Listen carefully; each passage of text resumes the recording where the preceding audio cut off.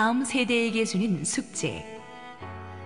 여호수아 13장 1절에서 7절, 14장 1절에서 5절 말씀입니다.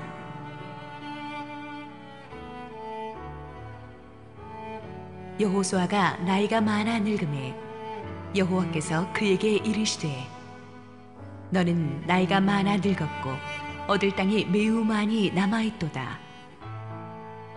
이 남은 땅은 이러하니 블레셋 사람의 모든 지역과 그술 족속의 모든 지역, 곧 애굽 앞 시올 시내에서부터 가나안 사람에게 속한 북쪽 에그론 경계까지와 블레셋 사람의 5 통치자들의 땅, 곧 가사 족속과 아스돗 족속과 아스글론 족속과 가드 족속과 에그론 족속과 또 남쪽 아위 족속의 땅과 또 가나안 족속의 모든 땅과 시돈 사람에게 속한 무하라와 아모리 족속의 경계 아베까지와 또 그발 족속의 땅과 해 뜨는 곳의 온 레바논, 곧 헤르몬 산 아래 바알갓에서부터 하맛에 들어가는 곳까지와 또 레바논에서부터 미스르봇마임까지 산지의 모든 주민, 곧 모든 시돈 사람의 땅이라.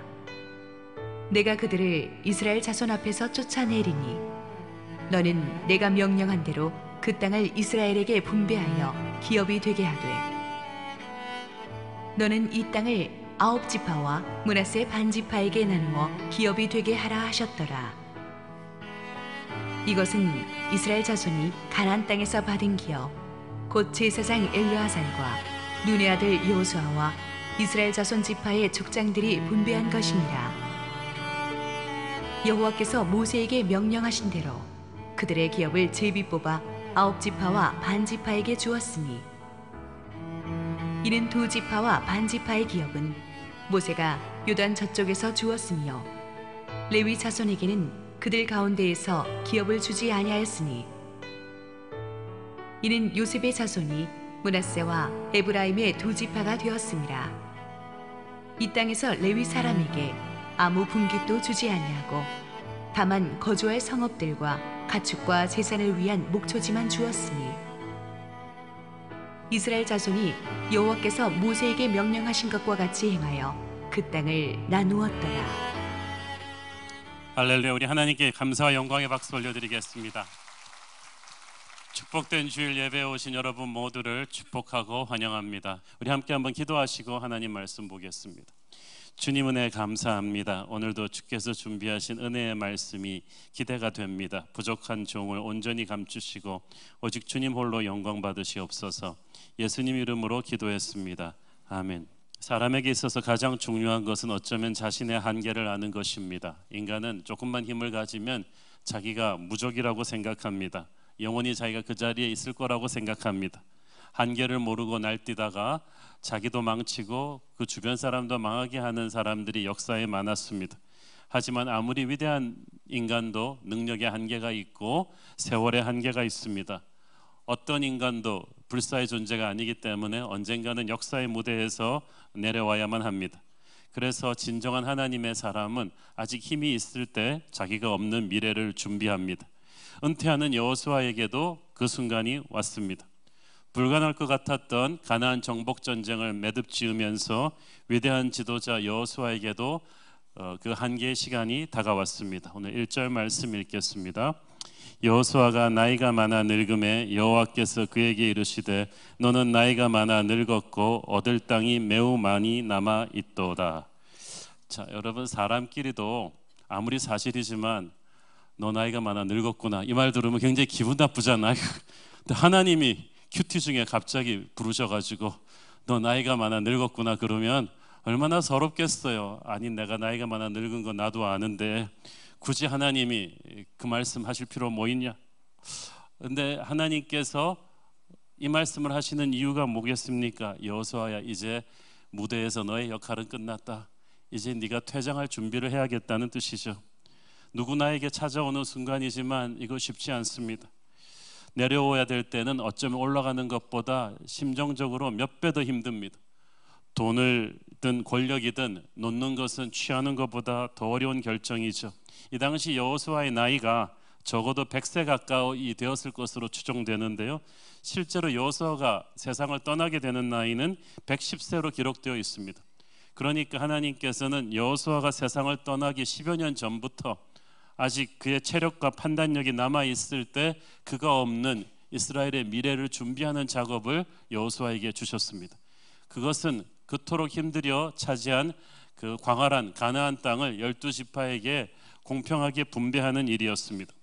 지난번 본문 11장 23절을 보면 가나안 정복 전쟁의 마무리에 그 땅에 전쟁이 그쳤더라고 되어 있죠.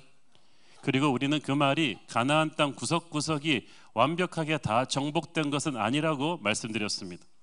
가나안 7년의 치열한 정복 전쟁을 통해 하나님께서 가나안의 모든 정규군을 괴멸시키시고 가나안 땅에 대한 주도권을 이스라엘에게 주셨음을 말합니다.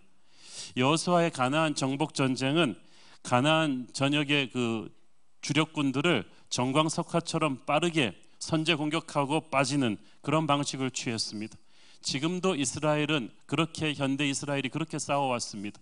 6.1 전쟁도 그렇고 항상 이스라엘은 선제 공격, 번개처럼 치고 뒤로 물러섰습니다. 그리고 다시 길갈 본부로 돌아와서 전열을 재정비한 다음에 다음 출정을 가는 그런 식으로 여호수아가 7년 정복 전쟁을 했죠. 그래서 일단 패배해서 물러갔던 가나안 패잔병들이 다시 전열을 재정비해 가지고 빼앗겼던 성읍에 다시 정착한 경우도 많았습니다. 헤브론과 드빌 같은 성읍들이 그랬는데 그래서 나중에 갈렙 같은 사람들이 다시 가서 거기를 탈환해야만 했습니다. 어쨌든 여호수아는 어떤 성읍에도 군대를 주둔시키지 않았습니다. 그렇게 가나안 성들 하나하나 다 함락시키고 함락시킨 군대는 일일이 군대를 다 주둔시켜서 평정하려고 했다면 어느 세월에 그걸 다 하겠습니까? 지금 여호수아는 병력이나 무기 수준에서 열세인데다가 지리적으로 익숙치 않은 땅에 들어와 싸우고 있습니다. 그렇게 계속해서 전쟁을 할 수가 없었어요. 그래서 하나님께서 일단 가나안의 7년 정복 전쟁을 통해서 정규군들의 세를 다 꺾어버리는 그런 큰 흐름의 승리를 여호수아에게 주셨습니다. 가나안의 핵심 군대들과 성읍들을 다 장악한 뒤에 가나안 땅 전체 세 주인이 이제 이스라엘임을 선포케 하셨습니다. 거기까지가 여호수아의 사명이었습니다. 이제 가나안 땅 성읍들을 하나하나 점령하고 들어가서 그곳에 정착해서 완전한 이스라엘 땅으로 개척해 놓을 책임은 여호수아 다음 세대에게 주는 숙제였습니다. 그리고 이 숙제가 쉽지 않았다는 것이 역사가 보여주죠. 여호수아가 죽고 난 뒤에도 가나안 지역의 구석구석의 부족들과 블레셋 족들의 저항이 거세었기 때문에 이들이 완전히 평정되기까지는 다윗과 솔로몬 시대까지 기다려야만 했습니다. 하지만 하나님께서는 여호수아가 살아 있을 때 가나안의 큰 전쟁을 승리하게 하시고 이제 12지파에게 아직 완전히 다 정복되지는 않았지만 골고루 이 땅을 분배하게 하셨습니다. 우리가 경험으로 알다시피 성장보다 더 힘든 것이 분배입니다. 분배는 정말 예민한 것입니다. 어떻게 해도 불만이 나오게 되어 있는 이 분배는 모든 백성이 존중하는 하나님의 기름 부으심이 있는 여호수아만이 할 수 있는 일이었습니다. 그래서 여호수아의 마지막 사명은 12지파에게 땅을 공평하게 하나님의 원칙대로 분배해 주는 것이었습니다. 여호수아서 14장 본문을 보면 하나님께서 여호수아 외에도 이스라엘의 톱 지도자들을 모두 이 땅 분배 결정에 참여하게 하셨죠. 여호수아는 정치, 군사, 행정의 총책임자이기 때문에 이 마지막 결정하는 리더십 팀의 구심점이 되었고 종교 분야 총책임자인 대제사장 엘르아셀도 들어오고 각 지파 족장들이 다 모여서 결정합니다. 이들이 다 함께 모여 하나님의 뜻을 받아 결정했다는 것은 이 일이 굉장히 중요한 일이니까 철저하게 공정성을 기하자는 것이었고 함께 책임을 져서 공동체로서의 분열을 막게 하기 위함이었습니다. 무슨 일을 할 때 정말 영적인 지도자들이 함께 기도하고 한 마음으로 하는 거 중요합니다. 힘들게 정복한 가나안 땅을 분배할 때 잘못했다가 형제들끼리 불만과 분열이 일어나면 큰일 나거든요. 정말 하나님의 지혜가 요구되는 일이었습니다. 자, 여호수아가 살 날이 얼마 남지 않았는데 아직 얻을 땅이 완전히 정복해야 될 땅이 많이 남아 있다는 것, 이것은 우리에게 무엇을 가르쳐 줍니까? 하나님께서 왜 여호수아 시대에 있는 모든 땅을 취하도록 하지 않으시고 상당히 많은 부분의 마무리 개척을 다음 세대에게 숙제로 남겨주도록 하셨겠습니까? 그 이유로는 두 가지를 생각해 볼 수가 있습니다. 첫째는 이스라엘의 현실적인 실제적인 유익을 위해서였습니다. 신명기 7장 22절 보겠습니다. 네 하나님 여호와께서 이 민족들을 네 앞에서 조금씩 쫓아내시니니 너는 그들을 급히 멸하지 말라. 들짐승이 번성하여 너를 해할까 하노라. 정말 기가 막힌 지혜입니다. 음식도 너무 한꺼번에 턱 씹지 않고 삼키면 채버리듯이 차근차근 씹어야 소화가 시키듯이 하나님이 주시는 땅도 그렇습니다.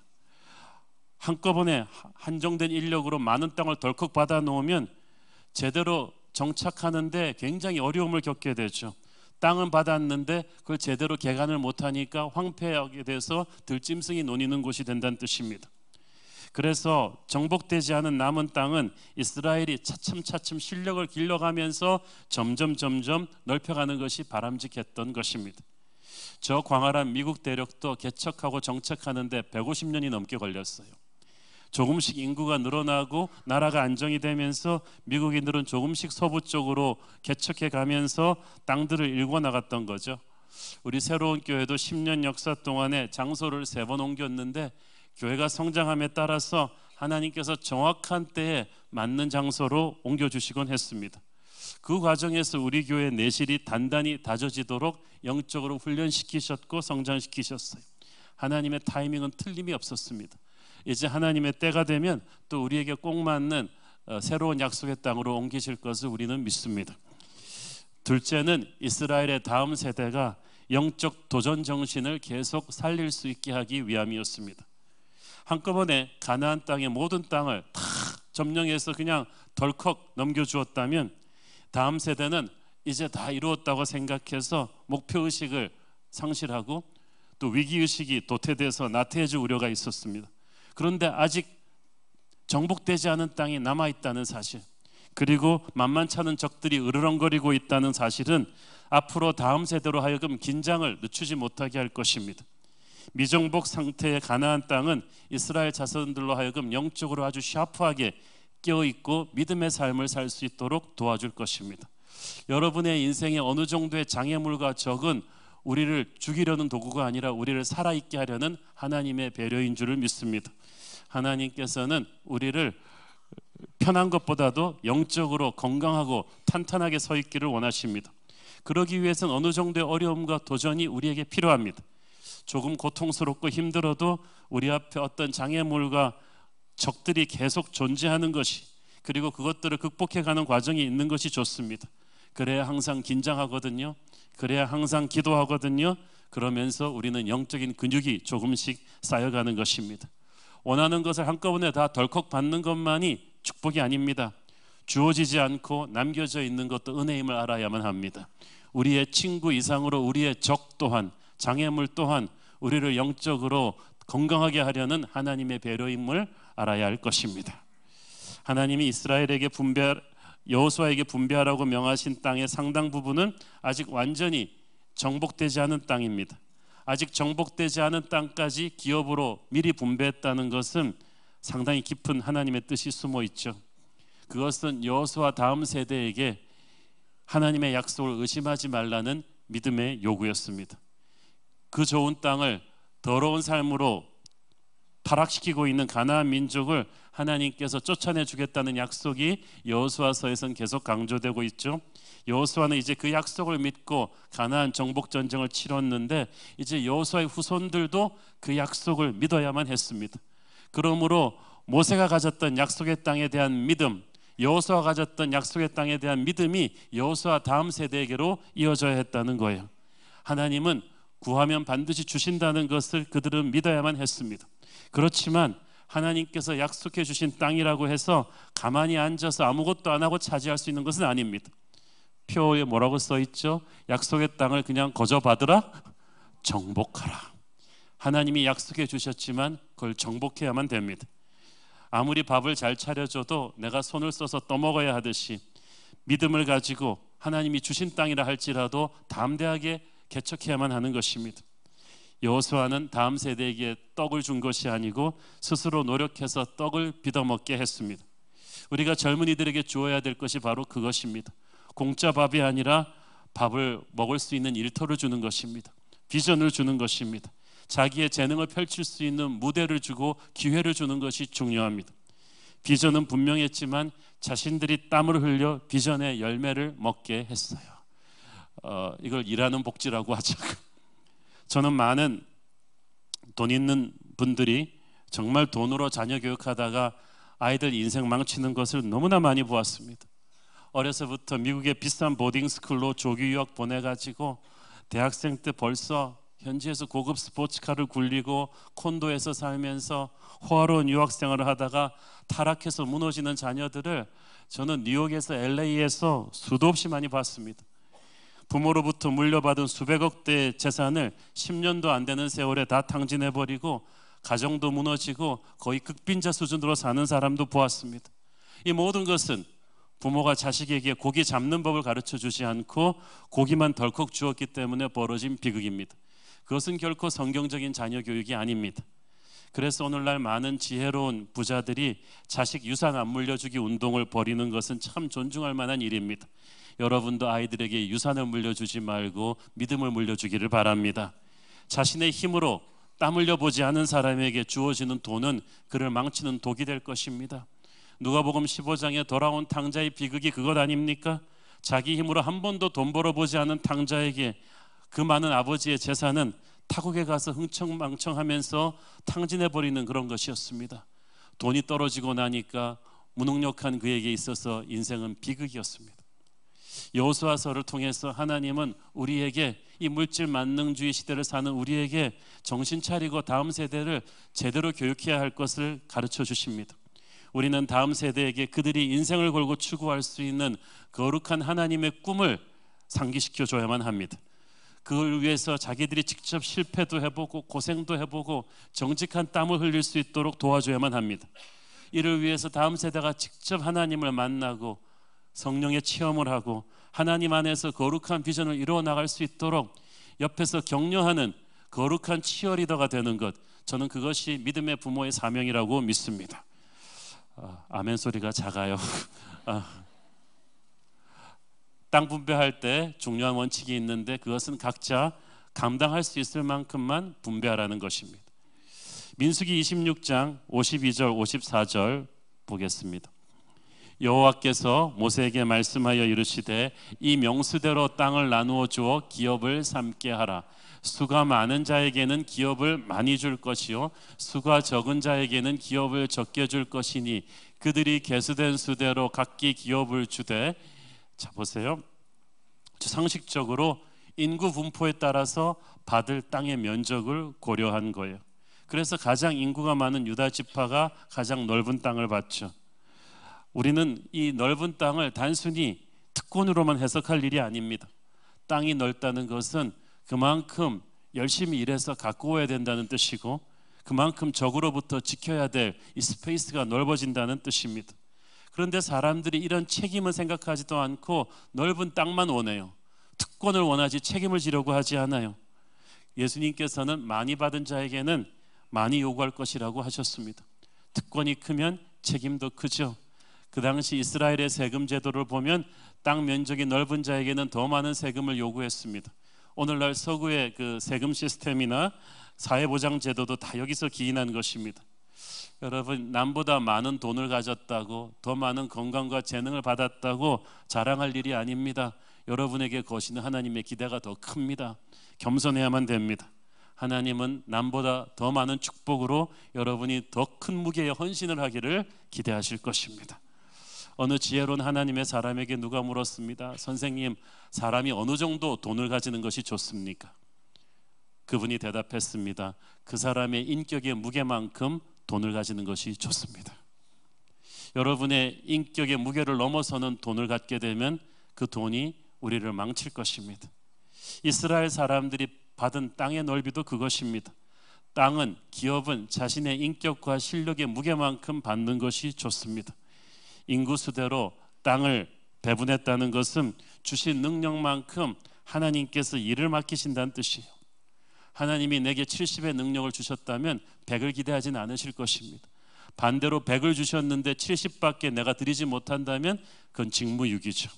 훗날에 정말 넓은 땅을 받아놓고 제대로 그 땅을 가꾸고 지키지 못해서 그 땅을 잃어버린, 그리고 그 땅에서 쫓겨난 지파들이 많습니다. 그러므로 하나님께 기업을 받을 때 우리는 무거운 책임감을 느껴야만 합니다. 하나님께서 훗날 반드시 물어보실 것입니다. 내가 너에게 준 기업을 얼마나 신실하게 잘 경영했는가? 그 하나님의 질문에 예, 제가 최선을 다해서 경영했습니다 라고 대답할 수 있는 저와 여러분 되기를 축원합니다. 땅 분배에서 하나님은 각 지파의 개성과 재능에 맞게 분배를 하셨습니다. 여호수아서 14장 2절 읽습니다. 여호와께서 모세에게 명령하신 대로 그들의 기업을 제비 뽑아 9지파와 반 지파에게 주었으니. 자, 받을 땅의 크기는 인구 수대로 결정하셨는데 구체적으로 어느 곳에 그 땅을 분배할 것인가, 땅의 위치에 대해서는 제비 뽑기를 통해서 확정하라고 하셨습니다. 제비 뽑기라는 말은 하나님께서 결정해 주시겠다는 뜻이에요. 자, 여러분, 우리가 상식적으로 부동산 시세에 있어서 토지의 면적보다 중요한 게 토지의 위치죠. 강남 노른자에 위치한 땅 1000평하고 강원도 저 야산에 있는 10,000평이랑 가치가 다르잖아요, 그렇죠? 위치가 굉장히 중요해요. 그게 굉장히 예민해요. 유다 지파가 얼마나 넓은 땅을 받았냐보다 더 예민한 게 어느 목에 있는가, 어느 위치에 있는가, 여기에 따라서 굉장히 불만과 불평이 드러날 수 있기 때문에 하나님께서 제비 뽑기를 해라, 내가 결정해 주겠다고 한 거예요. 그래서 아무 지파도 땅 위치에 대해서 불만을 토로하지 못하게 한 것입니다. 제비를 뽑아서 받은 땅들에 가서 살아보고 나서야 12지파는 하나님의 선택이, 하나님의 각 지파를 향한 배려가 얼마나 섬세하고 정확한 것인가를 깨닫게 되었습니다. 하나님께서 그저 일방적으로 줄 쫙 세워놓고 먼저 오는 사람 하나씩 땅을 태워준 게 아니에요. 하나님께서 각 지파에게 주신 재능과 이 은사를 잘 보시고 그 지파에게 맞는 땅을 주셨어요. 여러분, 선물이란 것이 그래요. 그 사람한테 필요한 것, 맞는 걸 줘야지 제격이에요. 그림 못 그린 사람한테 미술 도구 선물 사주는 것은 이건 뭐 하라는 거예요. 악기를 연주하지 못하는 사람한테 스트라디바리우스 바이올린을 준들 그게 무슨 의미가 있겠습니까? 선물은 받는 사람에게 딱 맞는, 그를 배려한 것이어야만 합니다. 하나님께서 12지파에게 땅을 분배할 때 그 지파의 특성을 너무나 잘 고려하셨습니다. 오늘 주보에 여러분 간지로 12지파에게 분배한 땅 넣어드렸죠. 이거 여러분 약속의 땅 공부하면서 계속 살펴보시기를 바랍니다. 예를 들어서 자, 이게 땅이 이렇게 딱 분배가 됐는데 이스라엘은 북쪽으로 갈수록 이 농지 기름진 옥토가 많습니다. 왜냐하면 갈릴리 호수에서 물을 끌어올 수 있기 때문이죠. 헤르몬 산에서 물이 흘러내려서 갈릴리 호수에서 물을 끌어대는데, 그렇기 때문에 갈릴리 호수를 접한 아셀, 납달리, 입사갈은 평화롭고 온순하고 또 농사와 목축을 잘하는 민족이라서 다 이 기름진 농지를 선물로 받았어요. 특히 이사갈이 받은 이스라엘 평야는 우리나라로 말하면 호남 평야 같은 곡창지대입니다. 아주 부지런하고 착하고 온순한 아셀, 납달리, 이사갈이니까 경영할 수 있는 땅이죠. 그런데 이 가운데 낀 스불론 보이시죠? 스불론은 우리나라로 말하면 개성상인 같은 뛰어난 상인들이 많은 지파예요. 그래서 스불론은 이 주변에 둘러싼 아셀, 납달리, 이사갈의 이 농산물과 여러 생산되는 물품들을 활용해 가지고 이쪽으로는 지중해, 이쪽으로는 갈릴리 호수, 요단강으로 가는 천혜의 교통의 요지를 이용해 가지고 엄청난 비즈니스를 합니다. 그래서 바다와 호수로 나가서 해상 무역을 하고 연안의 해산물을 취하면서 조개에서 뽑은 염료를 가지고 염색업을 하고 바다의 모래를 만들어 가지고 유리 산업을 하면서 큰 부를 일궜죠. 상술에 능한 스불론이기 때문에 할 수 있는 일이죠. 자, 그리고 이 단과 유다와 베냐민은 이스라엘에서 가장 싸움을 잘하는 전사들이 있는 곳이. 그런데 여기에 누가 있냐면은 무서운 블레셋 족속이 끝까지 남아서 다윗 때까지 저항합니다. 철기 무기로 무장한 블레셋의 침략과 계속 맞서 싸울 수 있는 것은 단과 유다와 이 르벤 같은 전사족단뿐이에요. 만약 여기에 평화로운 아셀, 납달리, 이사갈이 배치되었다면 견디지 못하고 국경선이 허물어졌을 거예요. 단은 인구가 많은데 주 면적은 작아요. 왜냐하면은 하나님이 개척의 사명을 줘가지고 저 북쪽까지 가가지고 단 지파가 땅을 개척합니다. 이 단 지파가 전사들이 많아요. 유명한 삼손도 이 단 지파에서 나오죠. 그런데 이렇게 단 지파 같이 피가 끓는 전사 집단을 이렇게 좋은 농토로 주면 뭐 하겠어요? 농토에서 막 전투 연습하고 이러면은 황폐해지겠죠. 그래서 하나님께서 이 12지파를 배치하실 때 전부 다 이 각 지파의 특성을 정확하게 배려해서 배치해 주셨습니다. 여러분, 하나님이 우리에게 주신 땅을 남과 비교할 게 아니에요. 내게 맞는 옷을 주셨어요. 하나님이 의외로 여러분에게 작은 땅을 주었다고 생각되시면 그 의미를 묵상해 보아야 합니다. 오래전 타계한 대천덕 신부님 같은 경우는 대도시의 큰 교회도 충분히 목회할 수 있는 영성과 리더십의 소유자셨죠. 그렇지만 그는 그 강원도의 작은 마을에 예수원을 짓고 평생 조용하게 성자처럼 살았습니다. 그러나 그의 삶과 글과 메시지와 그 리더십은 어떤 대형교회 목사님들보다 더 잔잔한 보이지 않는 감동을 수많은 사람들에게 미쳤고 영향력을 미쳤어요. 우리가 얼마나 눈에 보이는 큰 자리, 작은 자리에 있는가는 중요치 않습니다. 문제는 우리가 선 그 자리, 하나님이 주신 기업이 내게 맞는 자리이고 거기서 하나님은 신실함을 요구하신다는 거예요. 그런데 오늘날 우리의 교육은 너무 획일적이에요. 모두 명문대 가고 변호사, 의사 되려고 하고 대기업 가라고만 합니다. 초등학생들의 꿈이 공무원인 나라가 어떻게 제대로 가겠습니까? 그렇게 공장에서 제품 찍어내듯이 규격화된 성공하는 인생을 만들려고 하는 것이 세상입니다. 그러나 하나님께서는 우리 아이들을 규격화된 제품으로 만들지 않았어요. 각자의 개성이 있는 세상에 하나밖에 없는 보배로운 작품으로 만드셨습니다. 세상은 우리 아이들을 제품으로 만드는데 하나님은 작품이라고 하십니다. 그러므로 우리도 아이들을 대할 때 제품이 아니라 작품으로 대해야 돼요. 우리 아이들은 숫자가 아니에요. 1, 2, 3등으로 석차를 매기는 존재가 아니라 세상에 단 하나밖에 없는 하나님의 독특한 개성과 은사를 갖고 태어난 아이들입니다. 나무도 대표질을 할 때 결에 따라 밀어야 되듯이 우리가 아이들을 키울 때 하나님이 이 아이들의 유전자 속에 넣어놓은 그 이 아이들 특유의 개성과 재능을 봐서 그렇게 키워야 돼요. 우리 한 사람 한 사람을 향한 하나님의 축복은 똑같지는 않지만 공평하십니다. 그래서 하나님이 내게 맞는 옷을 입혀주시는 거야. 자기에게 좋은 옷을 입는 게 중요한 게 아니라 내게 맞는 옷을 입어야 돼요. 여러분, 캐탈로그에서 전지현이 입은 옷을 보고 사면 안 돼요. 그걸 입어보고 나서 화가 나고 막 반품하겠다. 옷이 잘못된 게 아니라 내게 맞지 않는 옷이에요. 하나님께서는 좋은 옷이 아니라 내게 맞는 옷을 갖추어 주십니다. 그러므로 우리는 괜히 남을 질투하고 자기에게 주어진 것을 불만족해서 투덜대지 말아야 돼요. 옆집 애들 보면서 우리 애들은 왜 저렇게 못 컸을까? 여러분, 그 집 애가 여러분한테 컸으면 그렇게 크지 않아요. 우리 남편은 왜 옆집 남편만큼 안 될까? 여러분이랑 결혼했으면 그 남편이 저렇게 안 돼요. 여러분한테 맞는 최고의 배우자를 주셨다고 믿으십시오. 여러분한테 맞는 최고의 걸 주신 거예요. 자기에게 주신 것을 감사하세요. 하나님은 보배로우신 분이세요. 우리 모두를 똑같이 만들지 않아서. 교회도 그렇습니다. 각 교회가 가진 사명이 달라요. 그래서 여러분 새가족 코스에서 다 배우셨죠? 절대 이전 교회와 새로운 교회를 비교하지 마세요. 왜 우리 교회는 그런 교회처럼 안 합니까? 그럼 그런 교회로 가세요.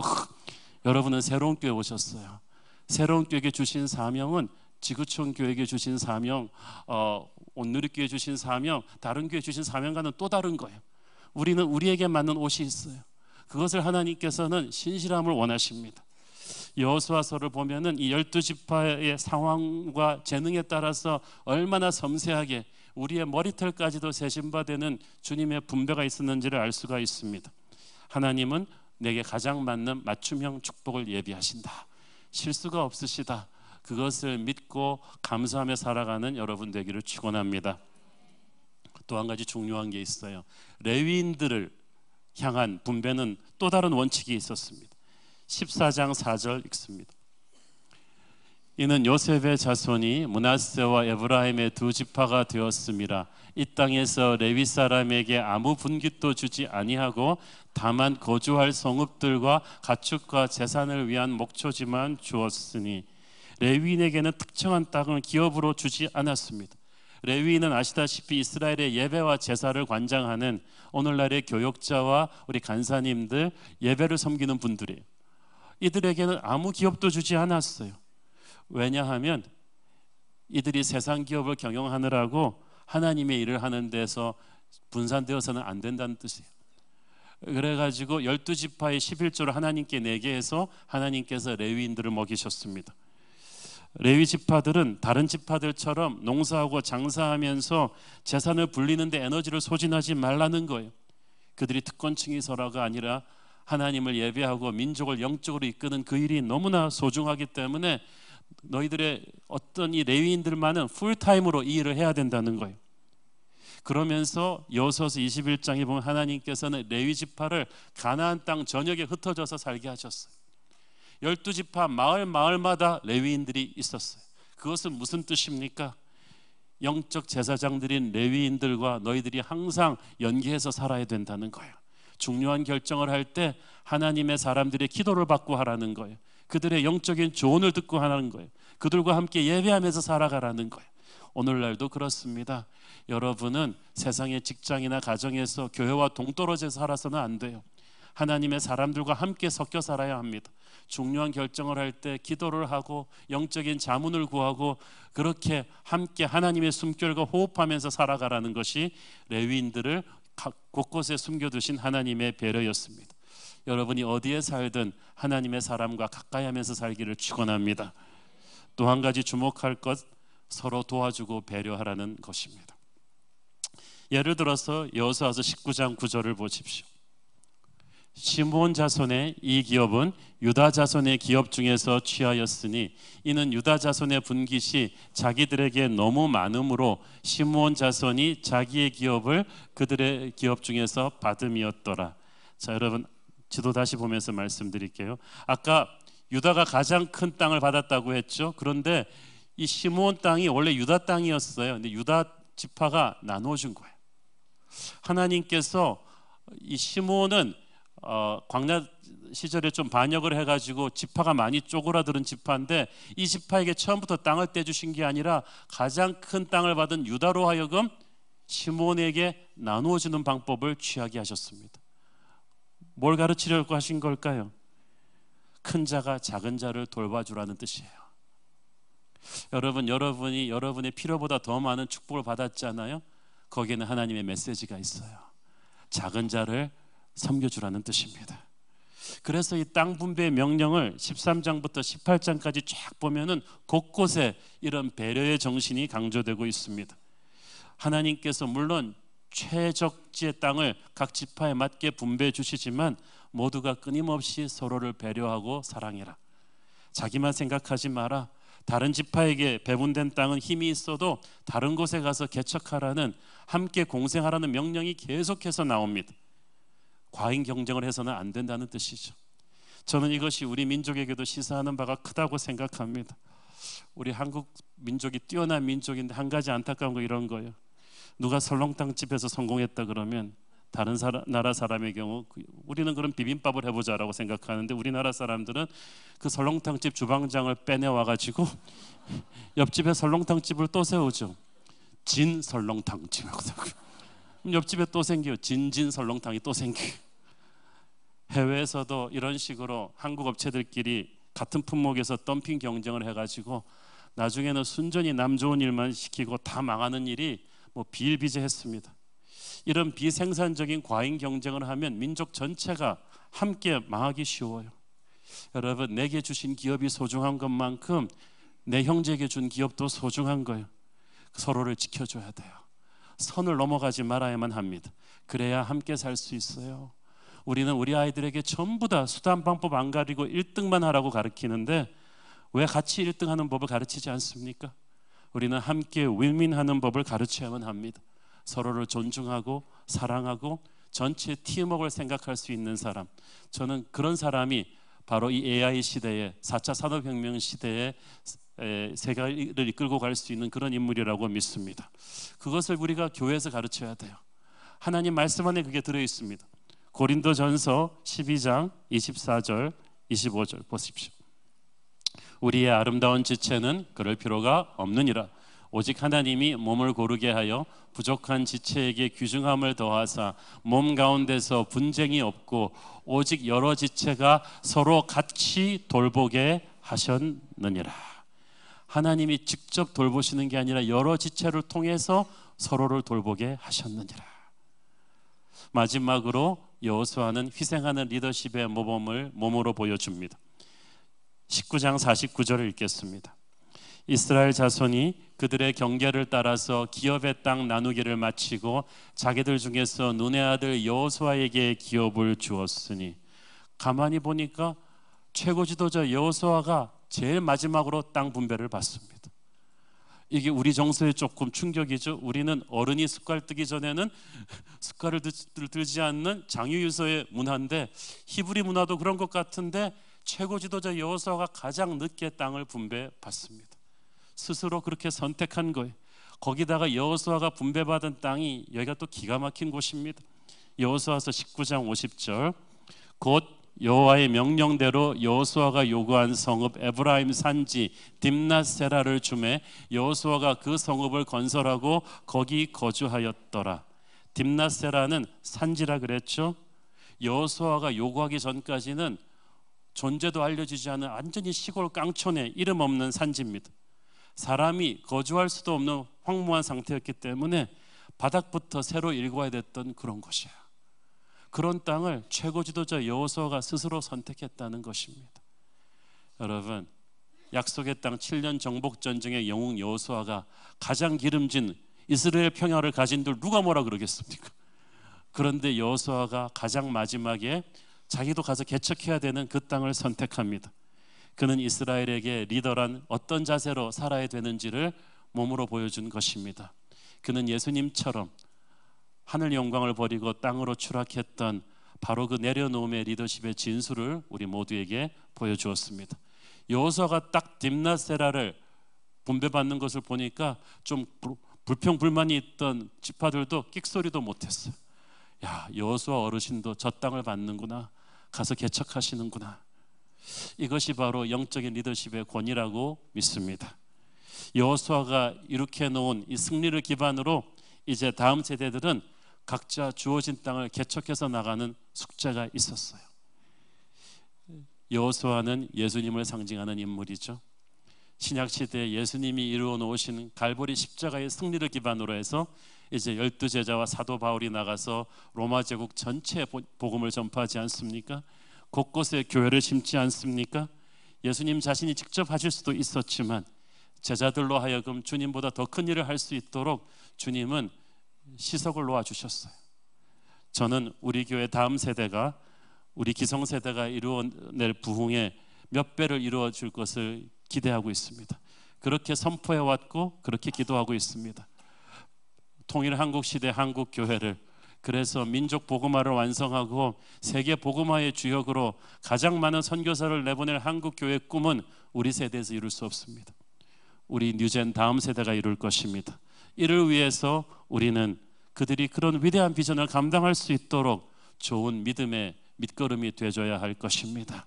하나님께서는 우리의 다음 세대를 스포일된, 그냥 공것을 바라면서 고생도 안 하고 무책임하게 재산을 탕진하는 그런 다음 세대로 키우기를 원치 않으십니다.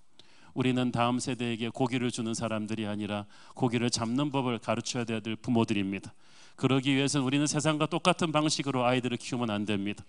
아이들을 학교 석차로 줄 세우게 하면서 규격화된 제품으로 만드는, 세상에 짜맞춰 놓은 스펙으로 만드는 그런 아이들을 만들면 안 됩니다. 우리는 그들을 보배롭고 존귀한 존재로 봐야 합니다. 이들은 규격화된 제품이 아니고 숫자도 아니고 하나님의 걸작품입니다. 하나님의 터치가 들어있고 예수의 은혜가 들어있고 하나님이 주신 열정과 은사가 있습니다. 그들이 이제 예수님을 만날 수 있도록 도와야 합니다. 스스로 기도할 수 있도록, 성령을 체험할 수 있도록, 하나님의 사람으로 설 수 있도록, 그래서 자신들이 땅을 스스로 개척해 갈 수 있도록 우리는 그렇게 도와야만 합니다. 우리는 강남의 입시열로 아이들을 키우는 학부모가 돼서는 안 됩니다. 우리는 기도로 아이들을 키우는 믿음의 부모가 되어야 될 줄로 믿습니다. 다음 세대를 위해서 숙제를 해주지 말고 숙제할 수 있는 능력을 키워주십시오. 그것이 하나님이 우리에게 기대하시는 것입니다. 새로운 교회 다음 세대가 이룰 부흥을 기대하고 꿈꾸고 기도하는 저와 여러분 되기를 축원합니다. 기도하겠습니다. 주님 은혜를 감사합니다. 정복 전쟁이 끝난 뒤 다음 세대에게 주는 엄청난 숙제, 하나님 우리가 보았습니다. 하나님 우리도 다음 세대를 위해서 숙제를 남겨주고 믿음의 디딤돌이 되어주는 이 시대의 여호수아처럼 살게 하여 주옵소서. 예수님 이름으로 기도했습니다. 아멘.